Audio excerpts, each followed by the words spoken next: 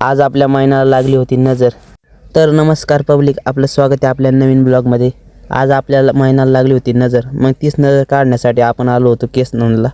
इथला फिटर काय आपली गाडी लवकर नीट करायला घ्याय ना, मग काय आपणच घेतलं पाहणं लागलो खोलायला. मग गाणा शेट पण आपला फिटरच होता. आपण खोलायला सुरुवात केली गाडी. फिटर पण आपल्याला थोडं मदत करत होता. आपल्या गाडीत ऑइलसुद्धा नव्हतं, मग ऑइलसुद्धा टाकून घेतलं. गाडीचं काही पार्ट तुटलं होतं, मग ते पार्ट नवीन टाकून घेतलं. तिथंच नवीन दुकान होतं, त्यामुळं काही टेन्शन नव्हतं. तिथं नवीन पार्ट विकत घेऊन नवीन टाकून घेतलं. फिटरपेक्षा जास्त खोलाखोली आपणच केली होती, त्यामुळं फिटरला म्हणलं तुला काही पैसे भेटणार नाही, तरी पण नाईलाजाने त्याला पैसे द्यावाच लागलं. आपण गाडीला काही नवीन पार्ट टाकल्यामुळं जुनं पार्ट शिल्लक होतं, ते घरी घेऊन आलो.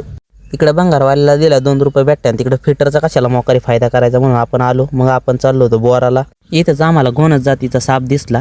त्याचा फोटो काढायला गेलो असतो तर आमचा डायरेक्ट फोटो स्टोरीला पडला असता, त्यामुळे आम्ही त्या फोटो सोडला आणि बोरीचं झाड गाठलं. बोरीचं झाडात बोरं बी अशी घेत होतो जसं काय सेलका माल घेत होतो. धनुष शेटने आपल्या पॅन्टीचं 2-2 खिस्सं भरून बोरं घेतली होती. बोरंसुद्धा इतकी गोड होती. त्यामुळं तिथून आपण घरी आलो. घरी गणू शेटने डायरेक्ट सायकलवर स्टंटबाजी सुरू केली. स्टंटबाजी करता करता गणू शेट पडले असते. मग गणू शेटला म्हणलं तुम्हाला काही जमत नाही, थांबा मी करतो. मग आपण घेतली त्याच्याकडून सायकल आणि आपण सुद्धा स्टंटबाजी करायला लागलो. तर आजचा ब्लॉग इथं संपला. भेटूया उद्याच्या ब्लॉगमध्ये.